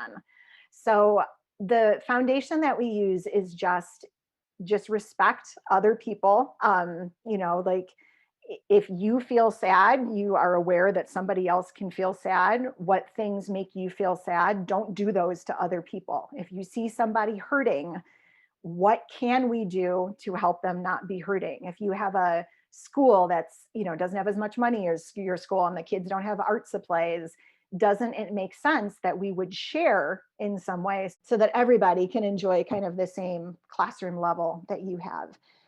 I feel like my kids have really understood that. They're not dumb. Nobody's kids are dumb. If you just kind of explain basic sharing, respect, you feel this way, this is what makes you feel better, let's make sure that we treat people that way and lead by example, they're going to follow you and not question. They've never asked me, other than, I don't want to say they've never asked me, other than, for example, my oldest daughter having other people talk about going to church and her say, Mommy, we don't go to church, do we? Like, what's church? What do you do there?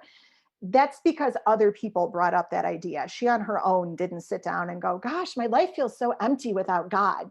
She wouldn't know any better other than the fact that other people bring it up. Mm. So it hasn't been, if anyone's listening to it hasn't been that hard. If anyone's listening, you've got so many listeners, it's really not that hard. Like, you can do it. You just have to figure out what makes you want to help people, and then just teach your kids that way, because it really has not been nearly as hard as people told me it was going to be Mm. for me. I Yeah. love when you said one of your children asked, what is church?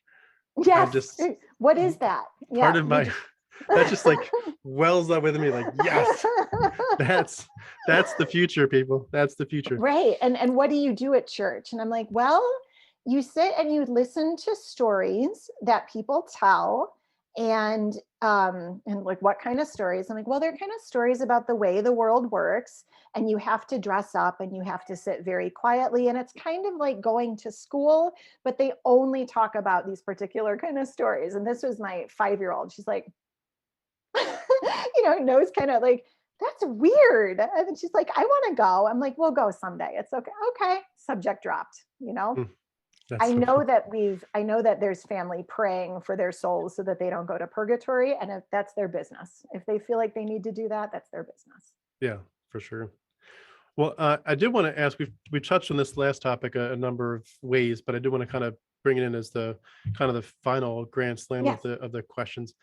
The idea of recovering from religion. For some people, it's as simple as just thinking some different thoughts. For some people, they feel like there's some trauma, not necessarily in terms of like, a priest abused me or whatever, but like just the worldview. Like, I felt Hmm. dirty before God. I felt like, maybe when I hit puberty, I had these thoughts all of a sudden, my hormones are going, I'm thinking about, sex and all this, and I feel dirty all of a sudden. Or, just read my Bible, and it says, all have sinned and fallen short of the glory of God. No one is good, no, not one. Your righteousness is like a filthy rag. And, you have all these worldview issues where you're like, huh, this really messed me up in some way.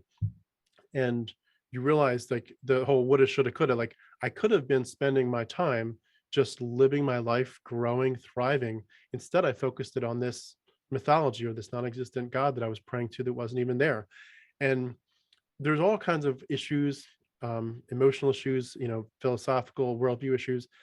But the trauma and the recovery, and maybe just to kind of bring it to the biggest part, is like reclaiming your identity, Hmm. like saying, Hmm. I was putting my identity in Christ, in the Bible, in Yahweh, in certainly my church community, in a sense. This was defining me. This was, writing my past, present, and future. I am now rewriting my present and future, and I'm rewriting what happened in the past in terms of identifying that I was stuck in a cult, as opposed Hmm. to I was just a Christian. Um, Reclaiming your identity and healing is such a big topic, Yes. and I know big on your heart. I just wanted to ask if you could just share anything that's like been popping up in your radar in terms of the really big topics that people are finding helpful to think through and to deal with, and anything that's been useful to you in your personal journey, and Hmm. certainly anything that that you like to deal with on your podcast. Yeah, no, thank you. Thank you. And it ties in also in my strong opinion, just talking about trauma also ties into just good mental health and honoring your mental health. I've got that episode written. It's coming out really soon. It's not fully ready yet, but that's another thing that I've been kind of heads down researching a lot right now. So I think honoring the trauma, don't there's that happened, right? It's, you didn't imagine that it happened. You're not being dramatic and thinking that it happened. If that's what you're feeling, that's what you're feeling, and therefore it happened.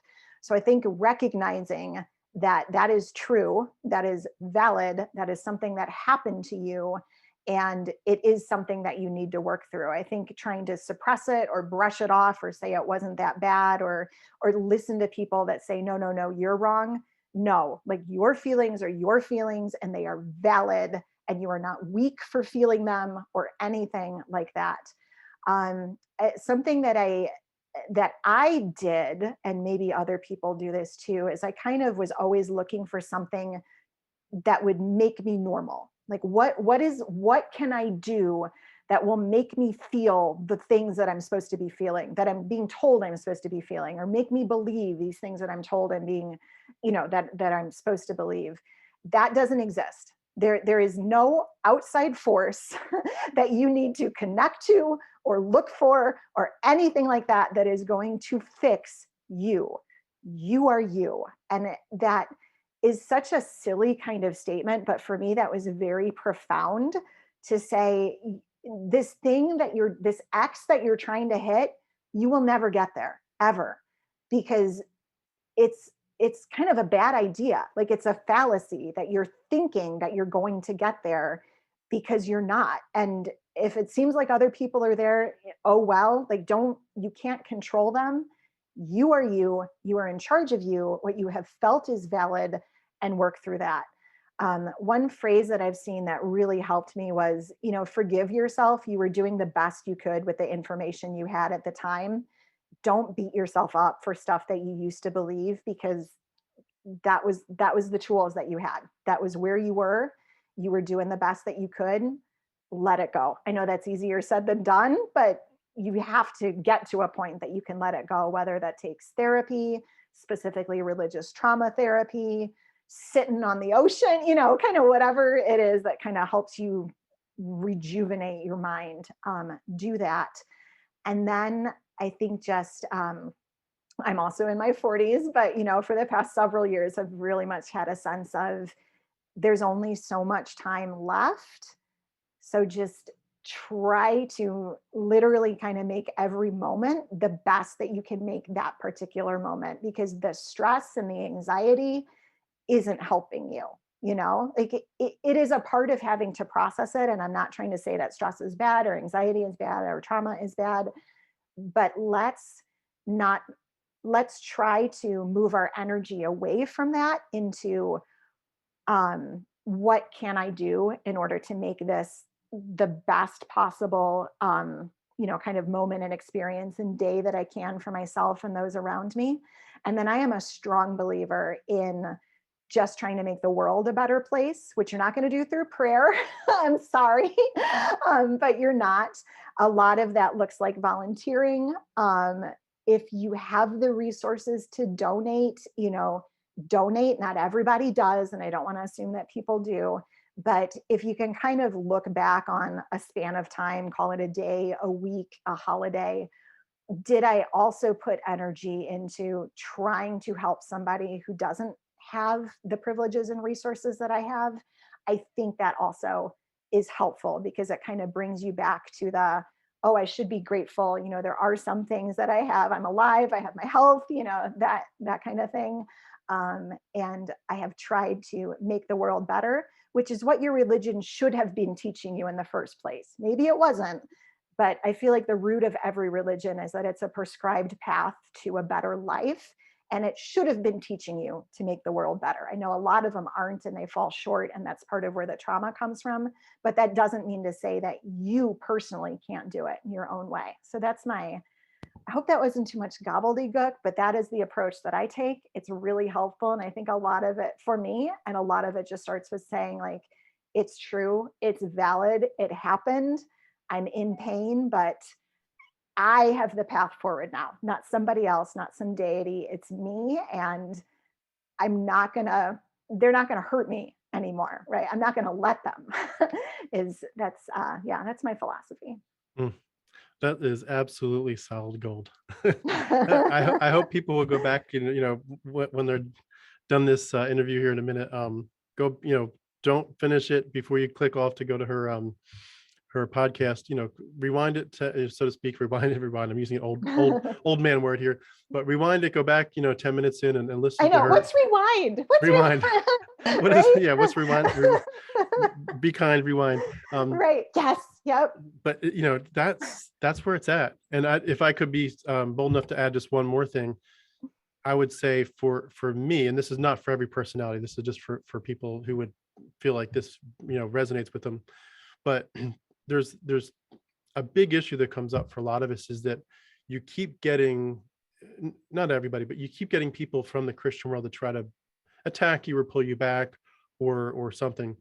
And there's a couple different temptations that come up at that point. One of them is to debate everybody. Like, look, Yes. I'm going to fist fight you. Just you want to tell me about God is good. I'll show you from the Bible he's not. I'm going to be right. Yeah, I'm going to be right. And you get into every Facebook argument you can, and they last for days, and they never get anywhere. But it creates a almost like a new trauma where you're kind of you're letting them get under your skin a lot. Mm-hmm. And there's certain personalities where that really helps them to make a difference. They feel like they're making a difference, and they're making the Christian worldview look stupid, because it is, and it's very, very foolish. It's very, very abusive to children, and they're putting it under the spotlight, and that's fine. I'm not one of those people, but for some people that's where they want to go.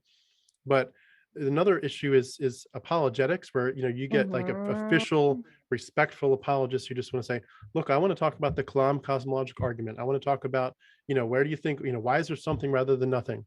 Why is there any order and design in the universe?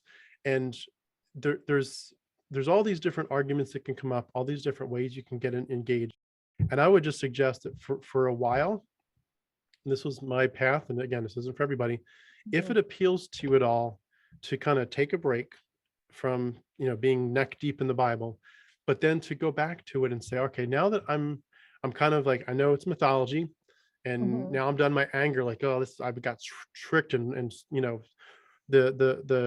the blinders were on for so long. I'm so angry that I didn't see this earlier. This is just so stupid. I should have seen it and I didn't. Why? But you get over that angry phase, angry at yourself or angry at other people, and you just feel like, okay, it is what it is. It happened. I can't change the past. I was deceived. I was in a cult, any version of Christianity. I was in a cult. I was in mythology. But like you said, if I'm going to make a difference for the world and leave it better than I found it, so to speak, Right. one of the best ways, in my opinion, is to help people to understand where it all came from so that they can make a more informed decision. And you alluded to this earlier, but like I look at it like if there's a table, like a big, big dining room table, and this table is basically the table where you make the decision to follow Christ and the Bible and Christianity or not. And the person that's persuading you is putting information, like little stacks of information on the table. And what they're doing is they're say the table, 10 feet long or something, a bit nice big dining room table. And they're taking maybe one little corner of it, one square foot of this huge, 10 foot table. And they're saying, here's my information as to why you need to follow Christ. And then you're like, but there's a big table. Where's the other information? And then you discover there's so much more here, whether you're talking about Mhm. comparative mythology, getting into Greco-Roman mystery cults, ancient, Right. Right. Sumerian, Canaanite mythology, whatever it is. If you follow my channel, you follow Myth Vision, Dragons of Genesis, there's a lot of these topics Yes. you can go into, Dead Sea Scrolls, Qumran, Essenes, all that stuff. But once you start to fill it out, and then you're like, okay, to a new person who's not a convert to Christianity yet, you say, okay, here's now this full table, all the information's there, the information by the apologist who's trying to defend their faith, and now here's the information from the historians, from the people that are just digging into the mythology all over the place. Now, would you like to take a look at this and say, does this sound right or not? Mhm. And to me, that has been one of the most healing things, because number one, it confirms to you, I was not doing this because I was angry at some Christian that crossed my path the wrong way. I wasn't being just wanting to sin. I wasn't because I wanted to have some sordid affair. It wasn't because of anything weird like that. It wasn't because I didn't have the right church. It's because I did the research, and the Mhm. research proved that this is just a Jewish version of a Greco-Roman mystery cult. This is basically a blood magic, human sacrifice, death cult. And that's all it is. And it's based heavily on ancient mythologies. And once you realize that, number one, it helps you to heal, like, okay, now I know in terms of like the Stockholm syndrome issue, I Yes. know Yes. who my captor was. My captor Mhm. was mythology. I know it through and through. I can dissect. You give me any book of the Bible, I can dissect it and tell you where it came from. And if you're new to my channel, by the way, I'm doing some projects that will make that easy Fascinating. over the next few Fascinating. months, and hopefully a year or two. Keep looking, even if you're not a regular subscriber, come back every few months and just check to see if I've got it ready yet. But thousands and thousands of times the New Testament's quoting other sources outside the Bible, Mhm. thousands of them, not dozens or hundreds, thousands. I'm documenting them, making it easy to find. So if you don't feel like doing the homework, just take a breath for a few months, and I will have it easy peasy lemon squeezy right at your fingertips. So it's easy and provable.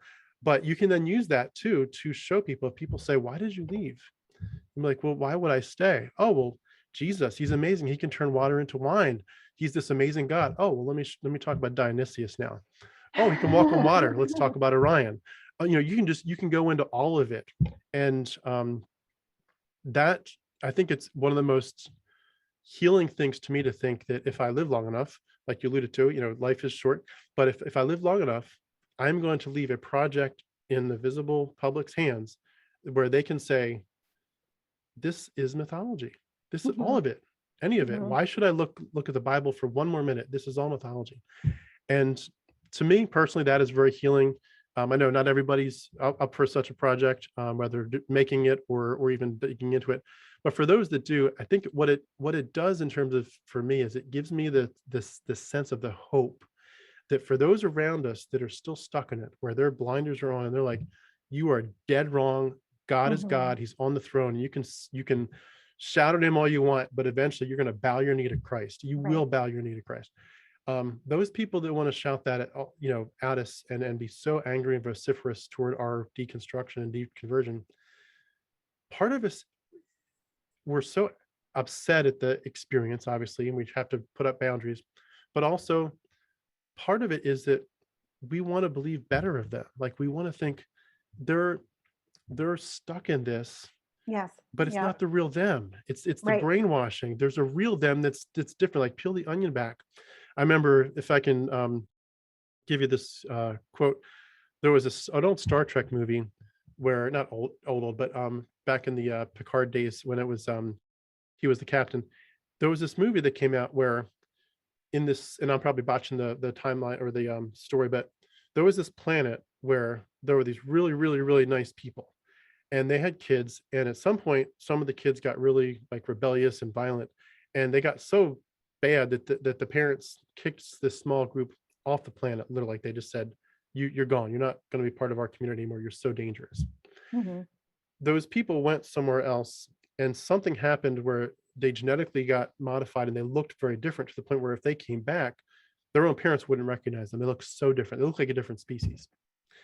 And in this storyline, the these violent people, these basically their own children, did come back to try to commit genocide and try to either kill them all or move them off the planet, kind of as revenge. And that's where the Star, the Federation people start. Captain Picard gets involved, and at some point he gets captured, and the one of the bad guys is in the elevator with him with this big gun, taking him to the prison, to the brig or Mhm. whatever.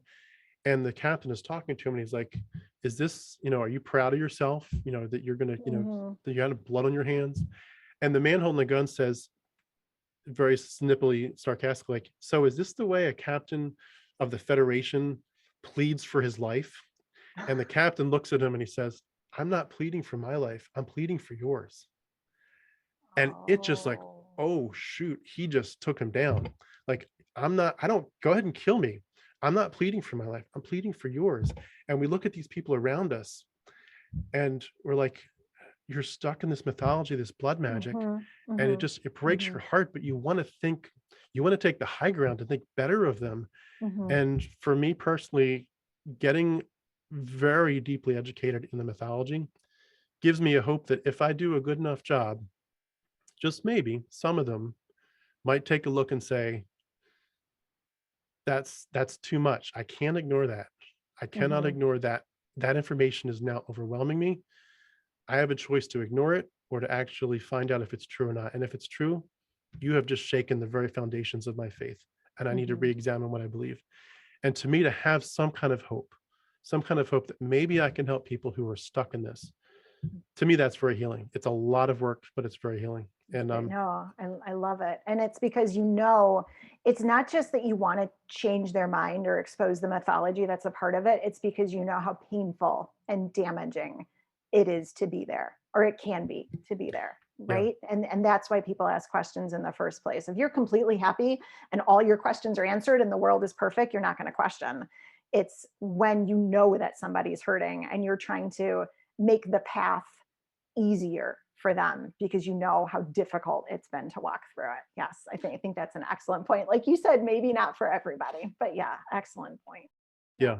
yeah, yeah. And it's good. It's certainly good to just at least be aware of it. So I'm sure at some point those of us who have deconverted are going to get some kind of questions about it or pushback. So it's good to be educated.